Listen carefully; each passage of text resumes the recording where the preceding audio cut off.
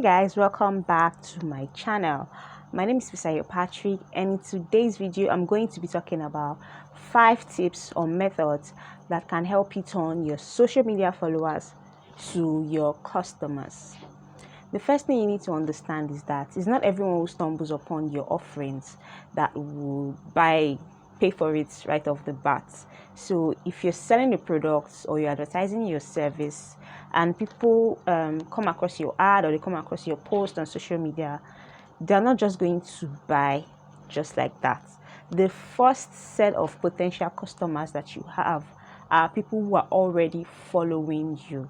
Okay, but sometimes it's tricky to convert social media followers to actual paying customers, but it's not impossible. And in this video we're going to be learning 5 tips on how to do just that. The first thing you want to do is use an opt-in. An opt-in is also called a freebie. It's something that you give out in exchange for people's email addresses. So I worked with an author a few months back, and this is someone who is a best-selling author, and we did a mini version of his book and used it as an opt-in.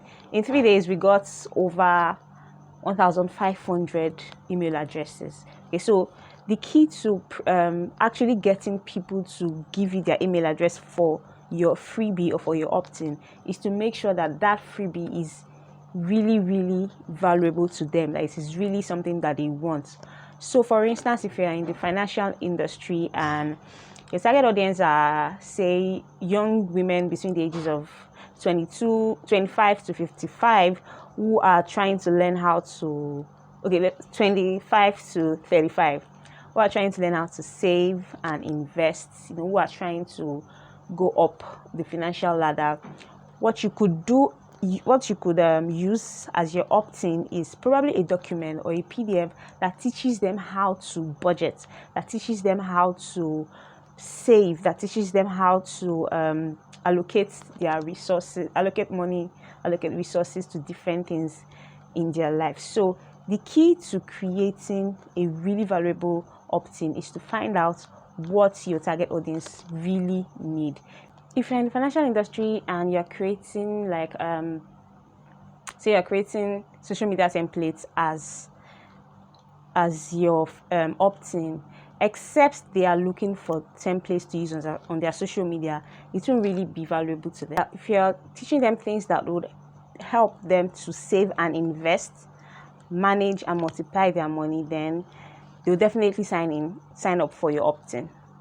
The second thing you would want to do is to host a free webinar. So you could actually use a webinar as an opt-in. Okay, so you are asking them to give you their email addresses so that they can be registered to come for the free webinar. So in this case, the secret to hosting a good webinar is to plan to give out a lot of stuff for free. You have to make sure that you're not giving them what they can actually check on YouTube or see on Google. That's the mistake a lot of people make. I've attended a webinar where everything that I learned were actually from the host's mind, from our experiences. You will see that a lot of preparation went into the webinar. So if you host webinars that again are valuable and cannot be easily found on the internet, then you really succeed in converting the people who come for your webinars to customers. So how do you convert them in your webinar? Offer an exclusive buy-in at the end of the webinar. I attended a free webinar where we taught how to create an online course. That was many years ago. And at the end of the webinar, everything we were taught, the host said she could give us a done for you document on how we could do it from scratch for a lot of money. And it was really juicy that a number of us, almost all of us, okay, I don't know if it's almost all of us, but I'm pretty sure that a good number of us signed up for the buy-in. We actually bought the product she was offering, which is a template, a document that will teach you how to set up your online course from beginning to the end. So once you've gotten their email addresses, once they've registered for your webinar, you can be sending them emails regularly just to remind them of the webinar, so that you actually get enough people to attend the webinar. And after the webinar, you begin to build the KLT trust factor by sending emails to them. Okay, you're building loyalty by sending emails to them. The third thing you want to do is to share really helpful content on your social media platforms. And I know that may sound like a cliche, but it is real. It is 100% helpful. You need to share valuable content. So there's this trap that a lot of content creators, or a lot of business owners fall into online. So because we are thought leaders, because we want to be thought leaders, we want to be known for our credibility, we start sharing content that makes us, that we think will make us popular. So we are positioning ourselves. We're talking about personal branding, we're building our personal brands, forgetting that we're not offering value to those who are following us. So if you want to convert people from your social media to become paying customers, you need to offer things that would help them. And it all boils down to knowing who your target audience is and what they want. Know the problems that they have and how you can help them solve it. So your content should be based on the solutions for the problems that they have. Your audience might like the fact that you're positioning yourself and you are gaining popularity, but what they really want is to grow. They want to grow their businesses, they want to grow their finances, they want to eat healthily, they want to have beautiful skin. They followed you because they believe that you could offer solutions to their problems, not that they don't want popularity. The next thing that you should do is to run promotions, run ads. Running ads is a good conversion strategy. It's a good way to convert followers to buyers, to convert the general public to audience. But the problem with Facebook ads is that it's very complex and a lot of people have so many issues running it. Facebook ads are pretty complex. So if you select the wrong objectives, you lose a lot of money. Many people attempt Facebook ads without having the right information. They don't know how to do it.